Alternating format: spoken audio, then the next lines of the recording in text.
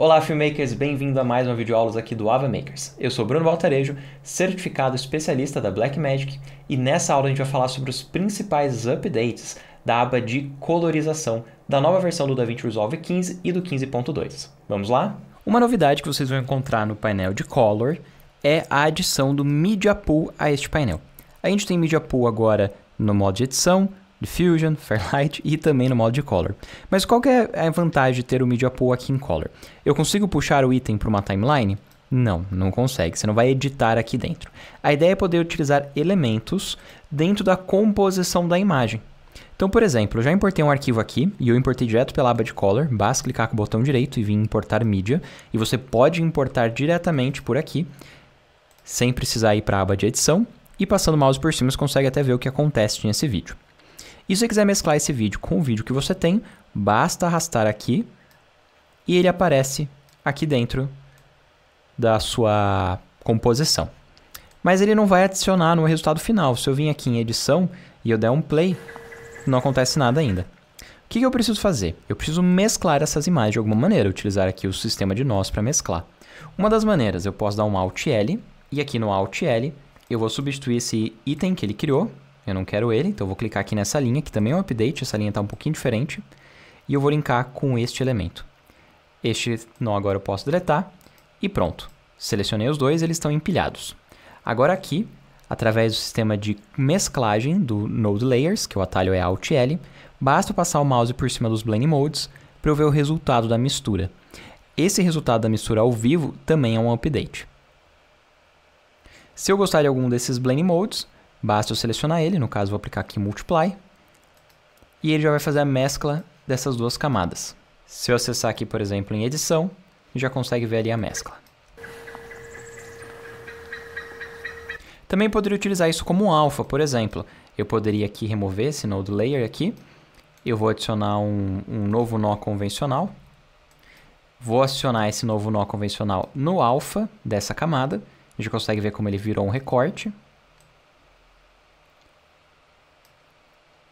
Posso inclusive inverter, vindo aqui na parte aqui de composição, e aí eu mudei aqui o key do Node, o recorte, adicionar aqui um novo saída de alfa, jogo lá na saída de alfa, jogo na saída de imagem. Agora eu vou utilizar ele como um recorte, e se eu acionar ali na edição e fazer um play, a gente consegue ver que ele está recortando o vídeo. Se eu colocasse um outro vídeo embaixo, nos buraquinhos pretos ia vazar uma outra imagem, um outro vídeo. Uma outra excelente novidade para nós coloristas é o novo painel de LUT Browser. A função de LUT Browser deixa você navegar rapidamente entre os LUTs que você tem no seu computador e já testar como ficaria o resultado deles. Então, por exemplo, aqui na minha pasta de LUTs, eu tenho aqui uma série de pastinhas aqui, com diversos LUTs, são os LUTs nativos do próprio DaVinci Resolve. Se eu passar o mouse sobre o LUT, eu já consigo ver o resultado final da aplicação desse LUT. No caso, esse arquivo foi gravado com uma Canon, no perfil log da Canon, e aqui no padrão do DaVinci Resolve não tem um preset padrão para Canon.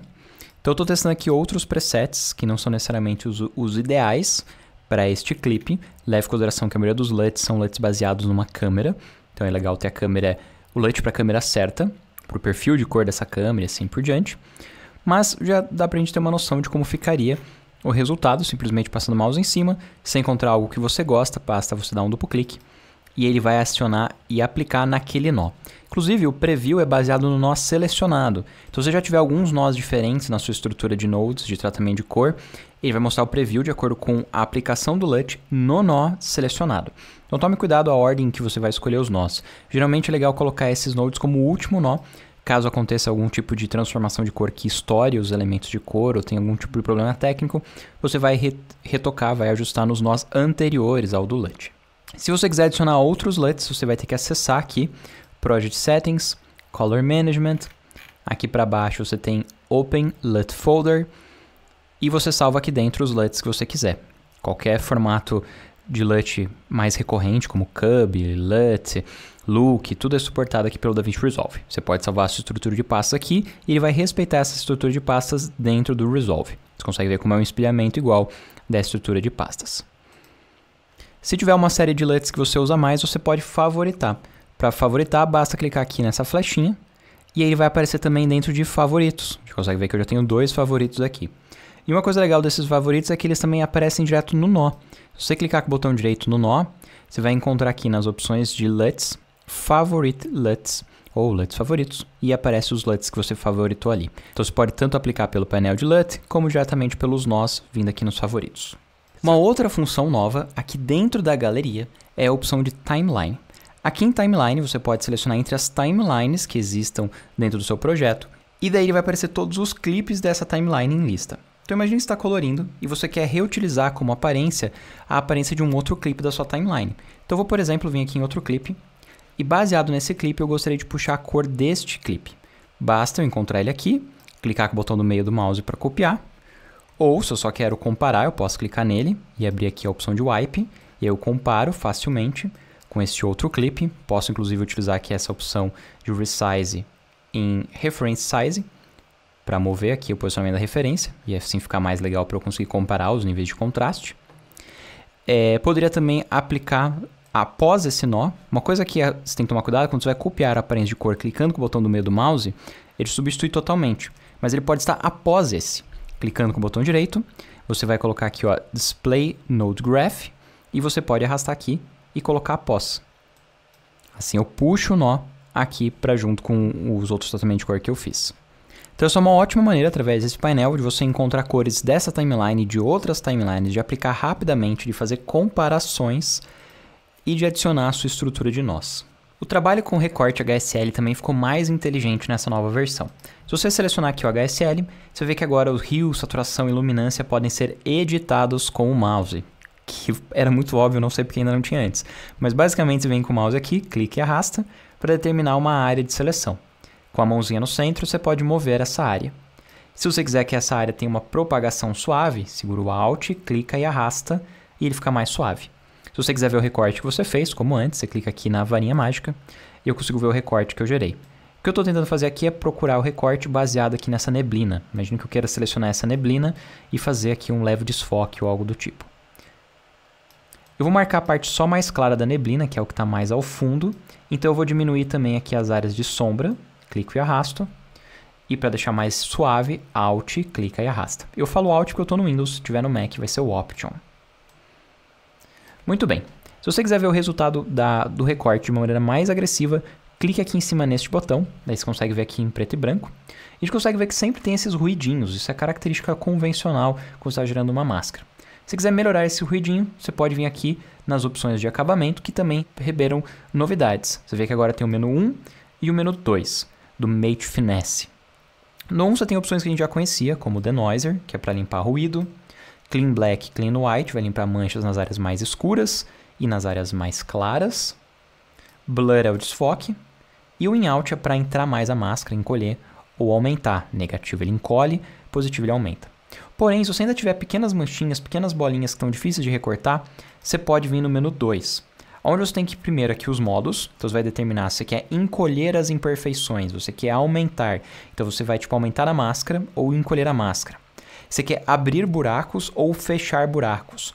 Eu acho esse Closing e o Shrink algumas das opções mais interessantes, mas todos valem a pena ir testando cada um deles para cada máscara.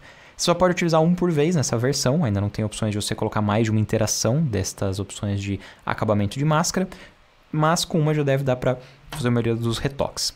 Então eu vou colocar aqui, por exemplo, Closing, que é para fechar buracos. Eu posso aumentar aqui o raio dessa área que ele identifica com buracos. E consigam ver aqui os buraquinhos menores, como essas folhagens, eles vão começar a fechar. E aí, conforme eu vou aumentando o número de interações, ele vai fechando ainda mais.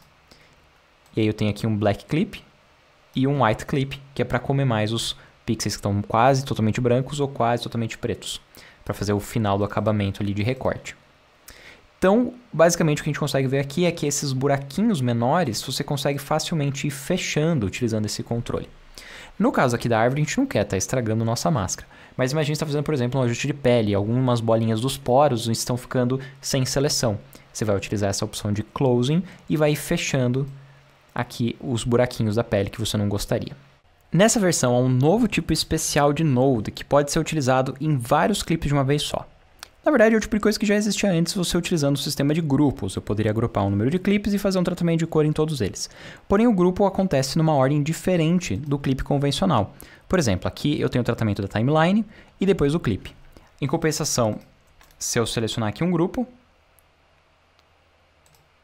agora eu tenho o tratamento dele antes do grupo, quer dizer que seria um tratamento base, o clipe em si, após o grupo e aí a timeline. A timeline é o último processamento, é por cima de todos os outros itens. Mas eu tenho antes do grupo, o clipe, após o grupo.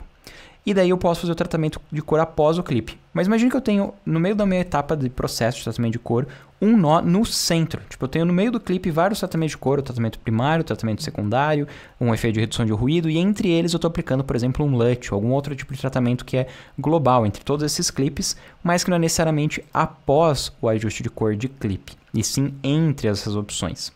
Para isso, esse é um dos exemplos, por exemplo, mas para fazer isso, uma das maneiras é através deste novo nó compartilhado que chama-se Shared Nodes. Como funciona esse nó compartilhado? Você vai vir aqui, clicar com o botão direito, você vai adicionar um novo nó e você vai colocar aqui um Shared Node 1. Ou você pode até salvar, Save as Shared Nodes, se for um ajuste que já tenha feito. Também é uma opção prática. Então, por exemplo, vou fazer aqui um tratamento de cor dando mais contraste, vou deixar aqui um pouquinho mais quente nas altas. Na verdade, eu deixar um pouquinho mais frio, que eu acho que combina mais com essa cena. E vou dar aqui um pouquinho mais de saturação. Talvez tirar um pouquinho do verde. Ok, eu fiz esse tratamento de cor inicial. Botão direito, Save as Shared Node. Você consegue ver que ele muda aqui o ícone. Aqui em cima ele indica que ele é um Shared Node. E por hora ele está bloqueado. Então, se eu tentar fazer algum outro ajuste, ó, eu não consigo, porque ele está bloqueado. Vamos inserir em outra cena. Vou vir aqui numa outra cena qualquer. Clicar com o botão direito. Adicionar Node, e eu vou encontrar aqui esse Shared Node 2, porque eu criei um novo. E o Shared Node 2 aparece aqui. Se eu voltar ali e eu quiser fazer alguma alteração, eu vou clicar com o botão direito, vou desligar aqui o Lock, destravei esse nó, e eu achei que o contraste ficou muito intenso, então eu vou diminuir aqui o contraste. Imagina que eu quero o oposto, eu quero com pouco contraste.